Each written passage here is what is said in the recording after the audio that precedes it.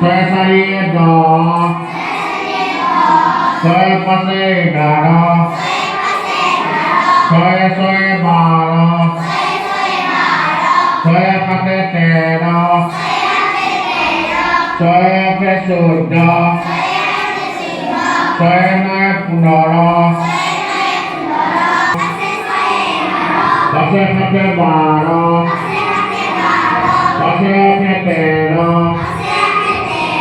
পাঁচে নয়ে 14, পাঁচে নয়ে 15, দুয়ে দুয়ে 4, দুয়ে তিনিয়ে 5, দুয়ে চাৰিয়ে 6, দুয়ে ছয়ে 8, দুয়ে সাতে 9, দুয়ে আঠে 10,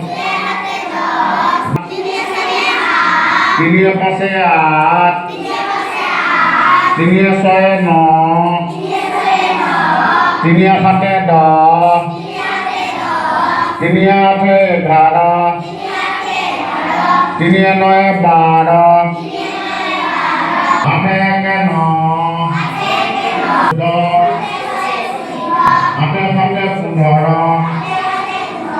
আঠে আঠে 16, আঠে নয়ে 17, আঠে নয়ে 18, নয়ে একে 10, নয়ে দুয়ে 11, নয়ে তিনিয়ে 12, নয়ে পাঁচে 14, নয়ে ছয়ে 15, নয়ে সাতে 16, দহ তিনিয়ে 13, দহ চাৰিয়ে 14, দহে পাঁচে 15। মোবাইল ৰেকৰ্ডিং কৰি পেলাই পাঠদান কৰাবলগীয়া পৰিৱেশ কিয় হৈছে? শিক্ষকৰ অভাৱৰ কাৰণেই হৈছে। আমাৰ খুব ডাঙৰ স্কুল আচলতে, ল'ৰা ছোৱালীও বেছি আৰু সেই হিচাপে আমাৰ টিচাৰ কম, 4জন টিচাৰ আৰু ক্লাছ হ'ল 6টা। গোটেই ক্লাছকেইটা সমানে চলাবলৈ অলপ অসুবিধা হয় কাৰণে আমি চাউণ্ড বক্সৰ সহায় লৈ পঢ়াই আছোঁ।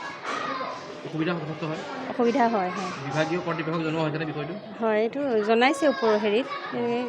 হয়তো আকৌ নতুন এপইণ্টমেণ্ট হ'লে দিব আৰু সেইটো আশাতে ৰৈ আছোঁ আৰু আমিও। ছাত্ৰ ছাত্ৰীখিনিয়ে বুজি পায়নে বাৰু চাউণ্ডত ৰেকৰ্ডিং কথা? অসুবিধা হয় আৰু তেখেতসকলৰো, তথাপিও আৰু উপায় নাই কাৰণে আমি চলাই যাব লগা হৈছে। আপুনি এই বিদ্যালয়ৰ শিক্ষয়িত্ৰী? হয় হয়। আমি আমাৰ মোবাইলসমূহত নিজৰ মোবাইলসমূহত পাঠখিনি আমি ৰেকৰ্ডিং কৰি লওঁ, নিজে গাই ৰেকৰ্ডিং কৰি লওঁ আৰু আমি যেতিয়া শিক্ষক সেই শ্ৰেণীত উপস্থিত নাথাকোঁ সেই মোবাইলটোতে বজাই বক্সৰ লগত কানেকশ্যন কৰি মোবাইলটো বজাই দি আমি অন্য এটা ক্লাছলৈ গুচি যাওঁ। ছাত্ৰ-ছাত্ৰীখিনি বুজি পায়নে? ছাত্ৰ-ছাত্ৰীখিনি তেওঁলোক মোবাইলৰ যিখিনি পাঠ বক্সত শুনি বক্সত তেওঁলোকেও আমি কোৱাৰ দৰে তেওঁলোকে আওৰাই যায় আৰু পাঠটো আয়ত্ব কৰি লয়। আমি আজি এই অৱস্থাত আমি ধৰক এবছৰ আগৰ পৰাই আমি এই অৱস্থাৰে পাঠদান কাৰ্য চলাই যাবলগীয়া হৈছে। আমি বিভাগীয় কৰ্তৃপক্ষক কেইবাবাৰো গৈ জনাইছোঁ, আমি অনুৰোধো কৰিছোঁ আমাক বিদ্যালয়ত শিক্ষকৰ প্ৰয়োজন। আমাৰ 184জন ছাত্ৰ ছাত্ৰী সৰ্বমুঠ আৰু সেই অনুপাতে আমাৰ অন্ততঃ 6জন শিক্ষক আমাৰ লাগিছিল, প্ৰয়োজন আছিলে। কিন্তু আমি 4জনে যেতিয়া পাঠদান কৰিবলৈ যাওঁ এইখন বিদ্যালয়ত, আমি 4টা শ্ৰেণী যদি 4জনে পাঠদান কৰি থাকোঁ, 2টা শ্ৰেণী ৰৈ যায়, 6টা শ্ৰেণীৰ 2টা শ্ৰেণী ৰৈ যায়। গতিকে আমি এই আপোনালোকৰ চেনেলৰ যোগেদি আকৌ এবাৰ আমাৰ বিভাগীয় কৰ্তৃপক্ষ আৰু লগতে আমাৰ মাননীয় শিক্ষামন্ত্ৰী মহোদয়কো অনুৰোধ জনাইছোঁ যে আমাৰ এই পিছপৰা জনজাতীয় অঞ্চলৰ এই ইমান 184জন ছাত্ৰ ছাত্ৰী মানে থকা বিদ্যালয় এখনত আমি 4জন শিক্ষকে পাঠদান কৰিবলগীয়া হ'লে আমাৰ বিদ্যালয়খনৰ শৈক্ষিক উন্নতি কিমান দিশত আগবাঢ়িব। গতিকে আপোনালোকৰ আগত মই পুনৰবাৰ কাটৰ অনুৰোধ জনাইছোঁ আমাক অতি শীঘ্ৰে যাতে বিদ্যালয়খনৰ শিক্ষকৰ অভাৱ পূৰণ কৰি দিয়ে। বিদ্যালয়খনৰ নামটো? আমাৰ বিদ্যালয়খনৰ নাম 186 নং মুঠখাট প্ৰাথমিক বিদ্যালয়। হয়, এইখন বিদ্যালয় আমিও নাজানো, বোধ হয় এই ব্ৰিটিছৰ শাসনকালতে এইখন বিদ্যালয় স্থাপন কৰা হৈছিল।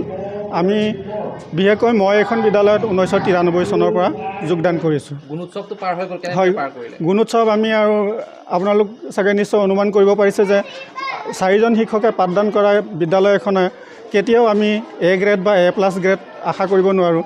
তথাপিও আমি B গ্ৰেড পাম বুলি আশা এটা মনতে পোষণ কৰিছোঁ আৰু আমাৰ কষ্ট তেতিয়াও সাৰ্থক হ'ব বুলি আমি অনুমান কৰিছোঁ।